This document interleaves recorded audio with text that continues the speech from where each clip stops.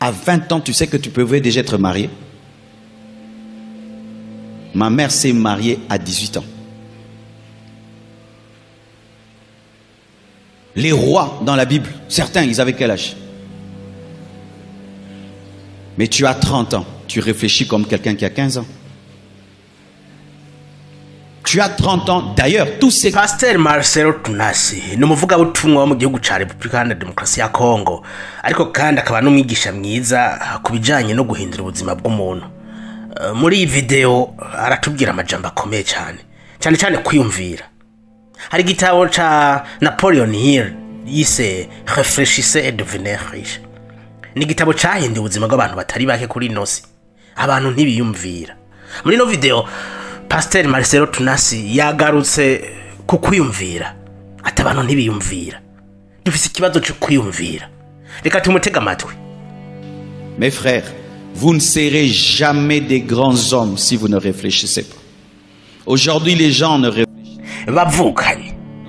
Nimuzigera muba abantu bakomeye mu gihe mutiyumvira. Uno munsi abantu ntibiyumvira. Ubwonko bwacu bwaratwawe n'amatelefone. Ubwonko bwacu bwatwawe n'ubujuju bwo kuri TikTok. Inkuru z'ubujuju zuzuye hirya no hino. Uravyuka niba udakontorora telefone yawe ushobora kuronka amakuru arenga 1000 atanisana afitaniye n'ubuzima bwawe. Ibi bintu bituma ta concentration ugira ku buzima bwawe. Umara amasaha ngahe uriko wiyumvira ku buzima bwawe? Turungikanira utu video tw'ubujuju tugatwenga umunsi ugahera ntiwigeze wiyumvira ku buzima bwawe. Ntiwigeze wiyumvira uko ushobora guha intumbero ubuzima bwawe. Nta na plan yanditse ufise y'ukuntu ushobora guha intumbero ubuzima bwawe. Ntiwigeze uronka umwanya wo kwiyumvira kwandika ati nza gutangirira ngaha mbananirize ngaha hanyuma ngaha wapi. Turavyuka tugatera inkuru z'ubujuju tugatwenga tukavuga abandi tukaryama. Niba udafise imeza n'intebe ahantu ushobora kwiyumvirira no kwandika nta kintu uzovamo. Ndakubwije ukuri, abantu bose baciye ubwenge barafise ahantu ho kwiherera bakiyumvira. Abadafise uburyo bwo kugura imeza n'intebe baja mw'ishamba mu gahinga bakiherera bakaja hana tagwa mu ruhari hanyuma bakiyumvira. J'habitais un quartier, mes frères. Le voisin à gauche, il met la musique. L'autre là, c'est une église. Devant là, du bruit. Je prenais mes cahiers. Je quitte mon quartier. Je vais dans une église là, parce qu'il y a le calme. Je vais étudier. Je rentre le soir chez nous, parce que je dois réussir. Et je refuse de ressembler à mon quartier. Et je refuse de ressembler à la... Jewe naba muri quartier bagenzi, umubanyi umwe yashiramwe umuziki, ku rundi ruhande hari sengero, imbere yanje habugwamo. Nafata ibitabo n'amakaye yanje byose, nkava muhira, nkaja ahantu hatekanye, nkiga, nkiyumvira. Nataha bwije kuko nashaka kugira ku ntsinzi. Nari nararahiye kwisanisha n'ubutindi bwa quartier nabamwe. So kuvuga ko ukikijwe n'imborakimazi ko nawe utegerezwa kuba imborakimazi. So kuvuga ko ukikijwe n'abatindi kutegerezwa kuba umutindi. So kuvuga ko mu babanyi bawe atanumwe abona kure ko nawe utegerezwa kuba nkabo. Vous passez combien de temps en train de réfléchir? Je ne parle pas en train de vous soucier. Mumara umwanya ungana iki muriko muriyumvira? Simvuze umwanya mumara muriko muriganyira. Ndavuga kuyumvira kwa nyako ku bibazo by'ubuzima bwawe hamwe no kubitorera umuti. Ivyo wiyumvira uvyandika hehe? Et une chose que j'aimerais vous dire, mes frères. Hari ikintu ngomba kubabwira abagenzi. Muri Afrika kugira ku myaka 20 benshi baba bacifata nk'abana. Iyi ni ingwara ikomeye cyane. Mbe mwari muzi ko ku myaka 20 washobora kuba waramaze gushinga urugo rwawe? Mama wanje yashingiwe afite imyaka 18. Abami bo muri Bibiliya bamwe bari bafite imyaka ingahe? wowe ufise imyaka 30 ariko wiyumvira nk'umwana w'imyaka 15. Tu as 30 ans. D'ailleurs, tout ce qui est réflexion, tu n'aimes pas. Ufise imyaka 30 ariko ibijanye no kwiyumvira ntuvyerekwa. Ikivyemeza uraba video z'amasegonda makeya. Video isaha n'igice ishobora kukwigisha, ntushobora kuyiraba. Igitabo ntushobora kugisoma. Ariko ufite imyaka 30 wibereye mu nkuru ubujuju. Abana bawe uzobagaburira ubwo bujuju.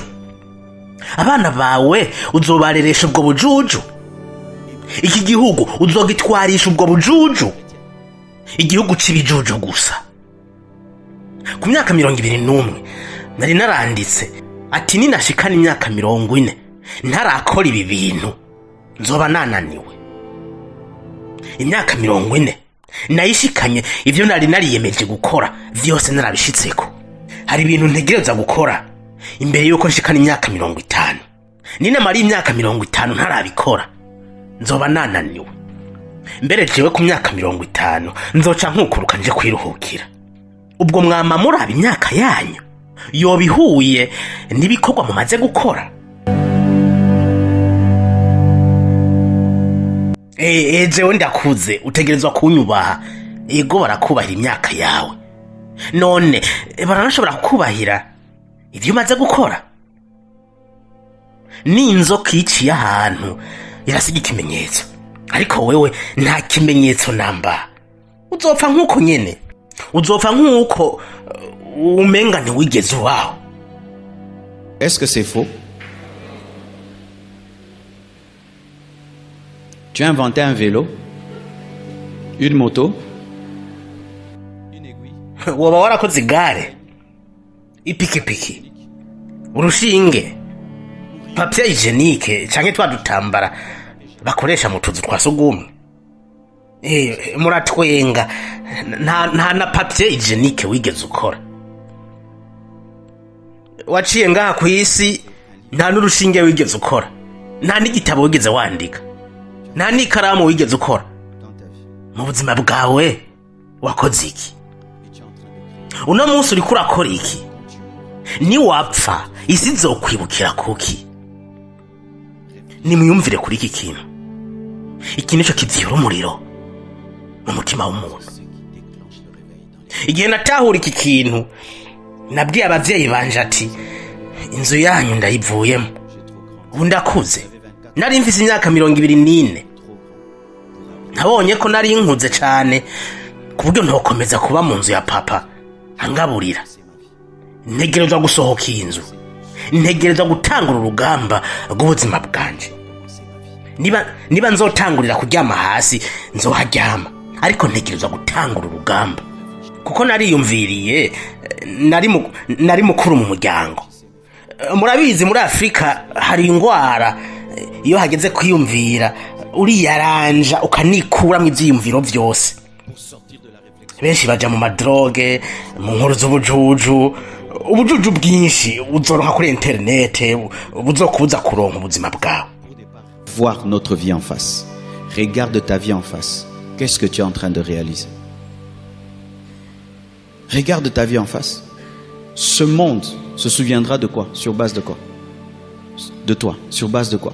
Ce pays se souviendra de toi. Sur base de quoi? Ta famille se souviendra de toi. Sur base de quoi? Raba ubuzima bwawe. Ni ikihe kintu uri kurashikako? Raba ubuzima bwawe. Isi izokwibukira kuki? Iki gihugu kizokwibukira kuki? Umuryango wawe uzokwibukira kuki? Iyumvire ufise amaboko abiri nka Bill Gates. Ufise amaboko abiri nk'umupilota ari mu kirere. Ufise amaboko abiri nka Elon Musk. Ufise amaguru abiri nka Lionel Messi. Ufise umunwa nka Paul, nka Petero, nka Musa, nka David. Kandi ufise mutima mieranda nk'abandi bose. Uri kurakora iki? Imisi yose uravyuka ukaryama, uravyuka ukaryama, ariko ntiwigera ubona ko ubuzima bwawe budahinduka. Uzi impamvu ubuzima bwawe budahinduka? Urugero rwo kuyumvira kwawe ni guhinduka. N'ayez pas peur de réfléchir. ntimugire ubwoba bwo kwiyumvira, nubwo kwiyumvira bibabaza. Kwiyumvira bigufasha kubona ibyo abandi batabona, bigufasha kubona ibyo abasamara batabona. Iyo ubona ibyo abandi batabona, ni intambwe ikomeye yo kurongora abandi mu nzira nziza. Mufate akanya ko gusenga, ko gusoma Bibiliya, ariko mufate n'akanya ko kwiyumvira. Bakakubaza bati, ukora iki? Urasenga? Ati wapi. Urasoma Bibiliya? Ati wapi. Ati urafise ibibazo? Ati wapi. Jewe nta bibazo mfise, ndiyumvira. Kuba umukristo ntibisigura ko baba bagutwaye ubwonko. Mutima mweranda ntaza kugara ukwiyumvira kuri muri wewe. Le Saint-Esprit ne vient pas faire ça. Sans cela, mes frères, nous allons dire amen.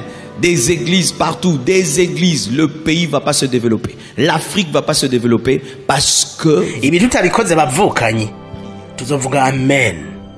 Amasengero ari hirya no hino, igihugu ntikizigira gitera imbere, Afrika ntizigera itera imbere kubera ko muri mode yo gusenga.